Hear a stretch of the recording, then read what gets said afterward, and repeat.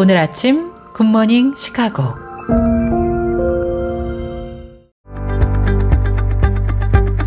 청취자 여러분 안녕하세요. 12월 19일 목요일 굿모닝 시카고 데일리 뉴스 시작합니다.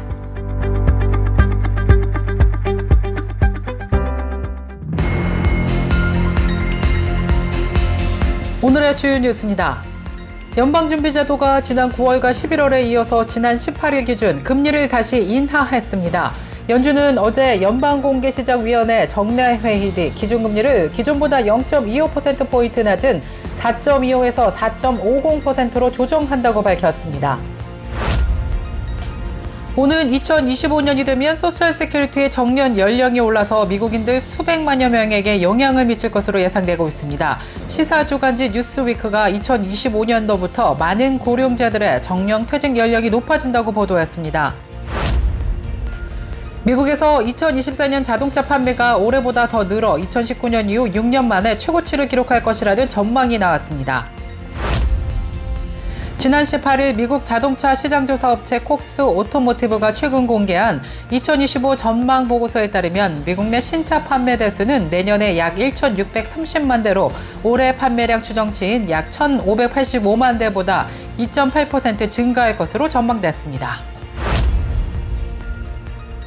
국내에서 처음으로 고병원성 조류 인플루엔자에 걸린 중증 환자가 발생했습니다. 연방질병통제예방센터는 루이지애나주의 한 환자가 조류 인플루엔자에 걸려 입원했다고 밝혔습니다.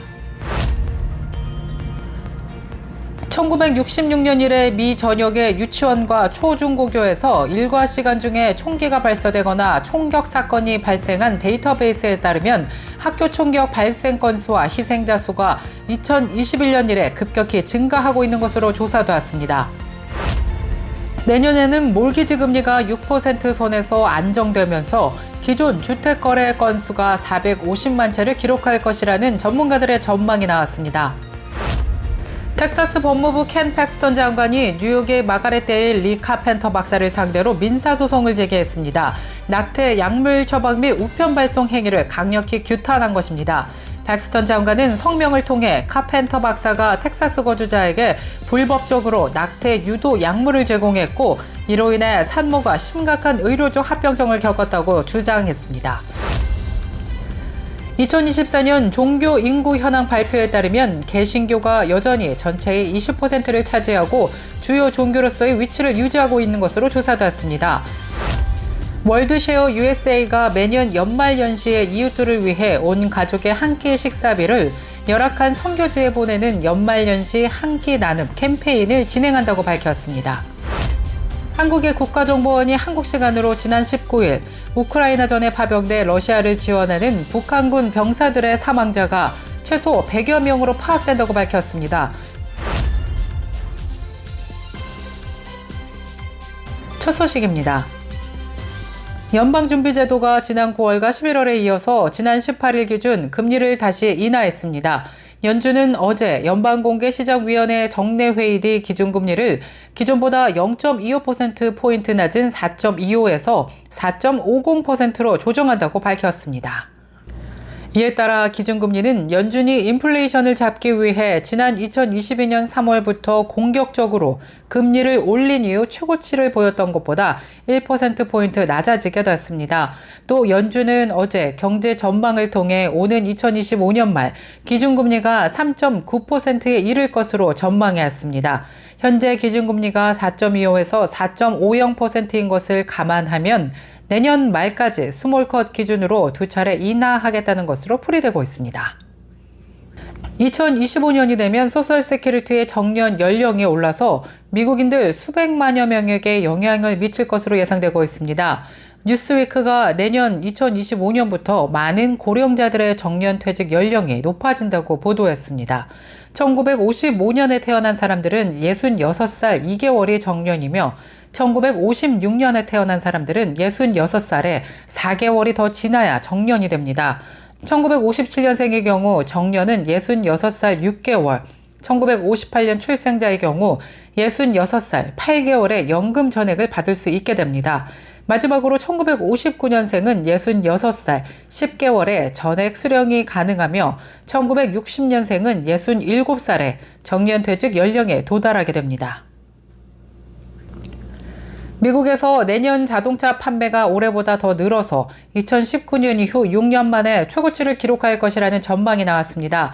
어제 미국 자동차 시장조사 업체가 최근 공개한 2025 전망 보고서에 따르면 미국 내 신차 판매 대수는 내년에 약 1,630만 대로 올해 판매량 추정치인 약 1,585만 대보다 2.8% 증가할 것으로 전망되었습니다.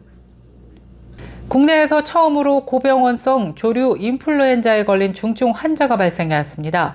연방질병통제예방센터는 어제 루이지애나주의 한 환자가 조류 인플루엔자에 걸려서 입원했고 심각한 증세를 보인다고 밝혔습니다. CDC에 따르면 이 환자는 자신의 사유지에서 기르는 병들거나 죽은 가금류에 노출된 것으로 추정된다고 밝혔는데요.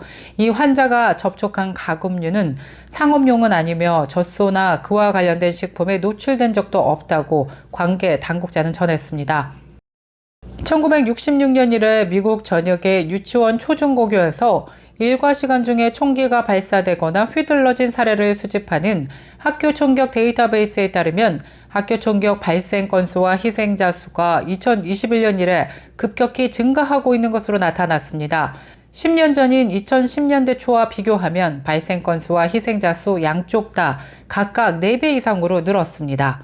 2017년까지는 발생 건수가 60건을 초과하는 연도가 단 한 번도 없었으나 2018년에는 199건, 2019년에는 124건으로 기존 기록의 2배를 훌쩍 넘어섰습니다. 내년에는 몰기지 금리가 6% 선에서 안정되면서 기존 주택거래 건수가 450만 채를 기록할 것이라는 전망이 나왔습니다. 전미 부동산 중개인 협회는 올해 최종 전망치를 약 20여만 채 밑돈 기존 주택거래 건수는 예상치를 내놓는 한편 내년에는 몰기지 금리가 6% 선에서 안정되면서 기존 주택 거래 건수가 450만 채를 기록할 것이라는 전문가의 분석이 나왔습니다. 몰기지 금리 안정과 재고 증가, 구직시장 안정화, 그리고 수입 증가에 따라 구매력이 개선되면서 보다 많은 미국인들이 주택을 소유할 수 있을 것이라는 것이 설명입니다. 한국의 국가정보원이 한국 시간으로 지난 19일 우크라이나전에 파병돼 러시아를 지원하는 북한군 병사들의 사망자가 최소 100여 명으로 파악된다고 밝혔습니다. 국정원은 쿠르크스 지역에 배치된 1만 1천여 명으로 추정되는 북한군 일부가 12월 들어서 실제 전투에 투입되기 시작했다면서 그 과정에서 최소 100여 명의 사망자가 발생했고 부상자는 1천여 명에 달할 것으로 보인다고 보고했습니다. 계속해서 교계 소식이 이어집니다. 텍사스 법무부 켄 팩스턴 장관이 뉴욕의 마가렛 데일 리 카펜터 박사를 상대로 민사소송을 제기했습니다. 낙태, 약물 처방 및 우편 발송 행위를 강력히 규탄한 것입니다. 팩스턴 장관은 성명을 통해 카펜터 박사가 텍사스 거주자에게 불법적으로 낙태 유도 약물을 제공했고 이로 인해 산모가 심각한 의료적 합병증을 겪었다고 주장했습니다. 법무부는 텍사스 법은 우편이나 배달 서비스를 통한 낙태 유도 약물의 배포를 명확히 금지하고 있으며 이는 타주에 거주하는 의사에게도 동일하게 적용된다고 강조했습니다. 또한 텍사스 내에서 유효한 의료 면허 없이 원격 진료를 통해 약물을 처방하는 행위도 주법에 위반된다고 밝혔습니다. 팩스턴 장관이 지목한 카펜터 박사는 원격 진료를 통해 낙태 서비스를 제공하는 단체의 창립자로서 이번 사건에서 콜린 카운티에 거주하는 한 여성에게 낙태 유도 약물을 우편으로 전달했다는 혐의를 받고 있습니다. 성명서에 따르면 해당 여성은 약물을 투여한 후 병원에 입원해야 할 정도의 심각한 합병증을 겪은 것으로 조사되었습니다. 한편 텍사스는 지난 2021년 통과된 심장박동법을 통해서 임신 6주 이후 낙태를 사실상 금지하고 있습니다.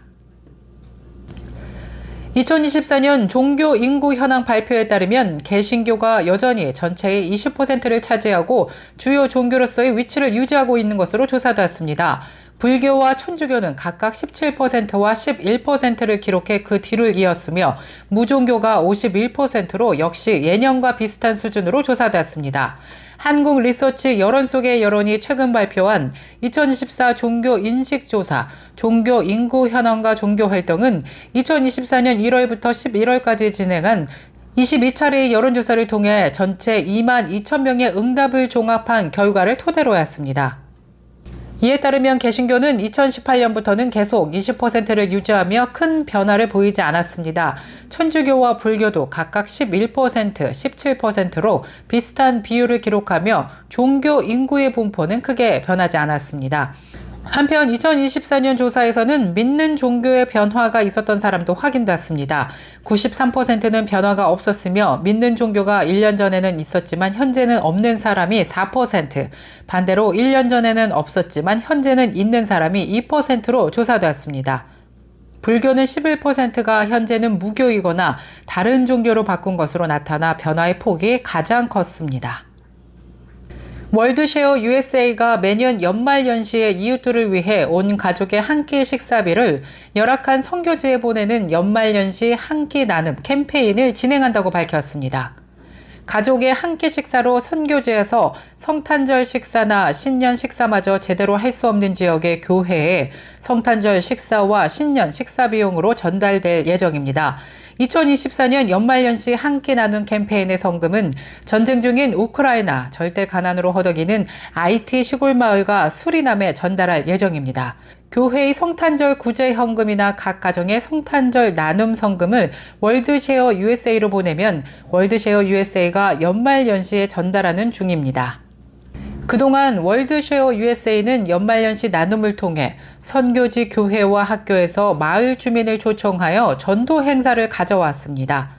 성탄절이나 교회에 대하여 무관심했던 학부모나 지역 주민들에게 복음을 전하는 매우 효과적인 전도 프로그램으로도 성장하고 있습니다. 몇 달 전 폐간 계획을 발표했던 미 연합감리회 출판물 굿뉴스 매거진이 부활할 예정인 것으로 나타났습니다. 종교와 민주주의 연구소 마크 툴리 회장은 존 웨슬리 연구소라는 프로그램의 일환으로 굿뉴스 잡지를 계속 운영할 예정이라고 밝혔습니다. 툴리 회장은 지난 17일 크리스천 포스트와의 인터뷰에서 우리는 굿뉴스에 존 웨슬리 연구소가 잡지를 계속 발행하는 것에 관한 제안을 했다면서 굿뉴스 이사회는 10월 회의에서 만장일치로 이를 승인했고 크게 안도했다고 말했습니다. 그러면서 57년 된 잡지가 폐간되기를 바라는 사람은 아무도 없다라고 언급했는데요. 앞으로 존 웨슬리 연구소는 새해 첫날 공식적으로 잡지를 인수할 예정이며 UMC보다 더 넓은 범 웨슬리안 공동체에 초점을 맞출 것이라고 덧붙였습니다. 이어 1991년부터 편집장으로 활동했던 스티브 비어드는 캘리포니아에 있는 자택에서 계속 일할 것이라고 덧붙였습니다. 한편 지난 8월 굿뉴스의 롭 램프로 회장과 토마스 램브 레히트부 회장은 1967년부터 발행되어 온 이 잡지를 폐간한다는 성명을 공동으로 발표한 바 있습니다. 두 사람은 2022년 UMC의 대안으로 출범한 보수적 교단인 글로벌 감리회 GMC로 소속을 바꾼 것으로 나타났습니다.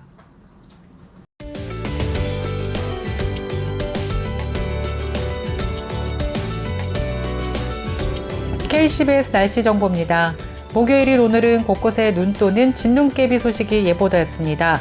그러다가 낮부터는 그치면서 강한 바람 불 것으로 예상됩니다.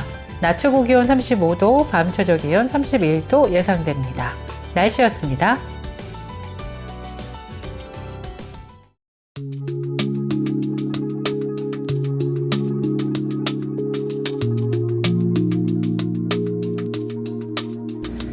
굿모닝 시카고 오늘 뉴스를 마치겠습니다. 지금까지 진행해 아나운서 유정임이었고요. 저는 내일 이 시간에 더욱더 풍성한 소식으로 다시 찾아뵙겠습니다. 오늘도 하나님의 은혜가 넘쳐 흐르는 행복한 하루 보내시길 바랍니다. 청취해주신 모든 여러분 고맙습니다.